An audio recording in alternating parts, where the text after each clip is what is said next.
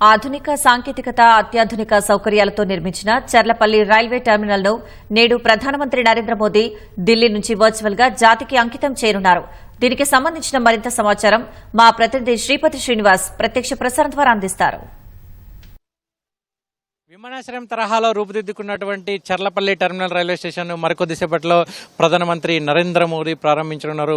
సరిగ్గా 10 గంటల సమయంలో దృశ్య మాధ్యమం ద్వారా ప్రధానమంత్రి నరేంద్ర మోదీ కాశ్మీర్ నుంచి ఈ చర్లపల్లి రైల్వే టెర్మినల్ను ప్రారంభిస్తారు. దాంతోపాటు ఇక్కడ నుంచి అయితే రైల్వే శాఖ మంత్రి అశ్విని వైష్ణవ్తో పాటు కేంద్ర మంత్రి కిషన్ రెడ్డి కూడా ఇక్కడ చర్లపల్లి టెర్మినల్ ప్రారంభోత్సవంలో పాల్గొంటారు.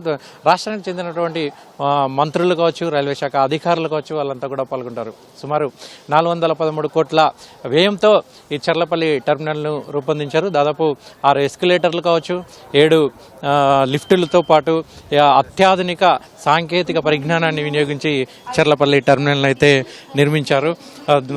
ఇక్కడ దాదాపు ఈ ప్రయాణికులు వెళ్లేందుకు వచ్చేందుకు కూడా ప్రత్యేకమైనటువంటి దారులను కూడా ఏర్పాటు చేశారు. అదేవిధంగా మనకు ఈ టికెట్ కౌంటర్లు దాదాపు 7కు పైగా టికెట్ కౌంటర్లు ఏర్పాటు చేశారు. దివ్యాంగుల కోసం ప్రత్యేకంగా టికెట్ కౌంటర్ను ఏర్పాటు చేశారు. అదేవిధంగా పురుషులకు, మహిళలకు కూడా ప్రత్యేకమైనటువంటి టికెట్ కౌంటర్లను ఏర్పాటు చేశారు. ఇక లోపల చూసుకుంటే అత్యాధునిక, అంటే ఎక్కడ చూసినా కానీ విమానాశ్రయం తరహాలోనే ఇదంతా కూడా కనపడుతున్నటువంటి దృశ్యాలు అయితే మనం చూస్తున్నాము.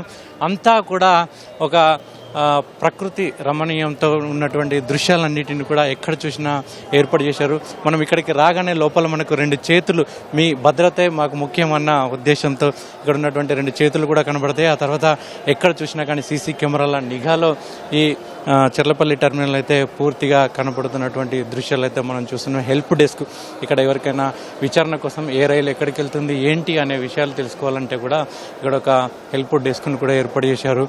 ప్రయాణికులు వచ్చేందుకు వెళ్లేందుకు కూడా ఒక విశాలమైనటువంటి ఫుట్ ఓవర్ బ్రిడ్జ్లను కూడా ఏర్పాటు చేశారు. ప్రస్తుతం మనం ఫుట్ ఓవర్ బ్రిడ్జ్ చూస్తున్నాం.